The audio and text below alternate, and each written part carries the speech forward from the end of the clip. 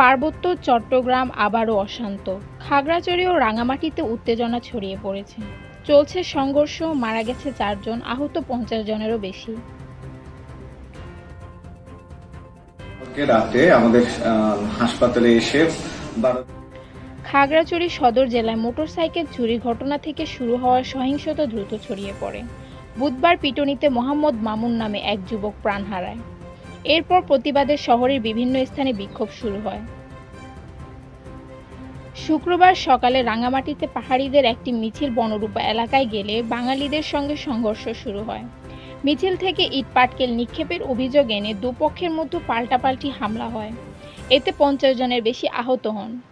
পুড়িয়ে দেওয়া হয় দোকানপাট এবং যানবাহন। সংঘর্ষের সময় বনরূপায় মসজিদে হামলা ও ইটপাটকেল নিক্ষেপের অভিযোগ আনা হয় মিছিলকারীদের বিরুদ্ধে। পাল্টা হামলায় ক্ষতিগ্রস্ত হয় মৈত্রী বিহার ও ব্যবসায়ী প্রতিষ্ঠান। আগুনে পুড়ে যায় আঞ্চলিক পরিষদের ৬০টি গাড়ি এবং বেশ কিছু মোটরসাইকেল। পরিস্থিতি নিয়ন্ত্রণে আনতে পুলিশ, বিজিবি ও সেনাবাহিনী মাঠে নামে। পরিস্থিতি নিয়ন্ত্রণে আনতে ১৪৪ ধারা জারি করে রাঙামাটি জেলা প্রশাসন। রাঙামাটি জেলা প্রশাসক মোহাম্মদ মোশাররফ হোসেন জানিয়েছেন, পরিস্থিতি ধীরে ধীরে স্বাভাবিক হচ্ছে এবং তদন্ত সাপেক্ষে ব্যবস্থা নেওয়া হবে।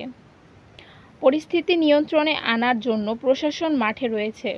শনিবার সকালে বিভিন্ন পর্যায়ের আইন শৃঙ্খলা সংক্রান্ত বৈঠক অনুষ্ঠিত হবে, যেখানে সরকারের শীর্ষ উপদেষ্টারা অংশ নেবেন।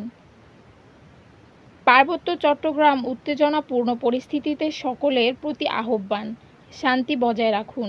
আপডেট পেতে আমাদের চ্যানেল সাবস্ক্রাইব করুন এবং বেল আইকন ক্লিক করুন।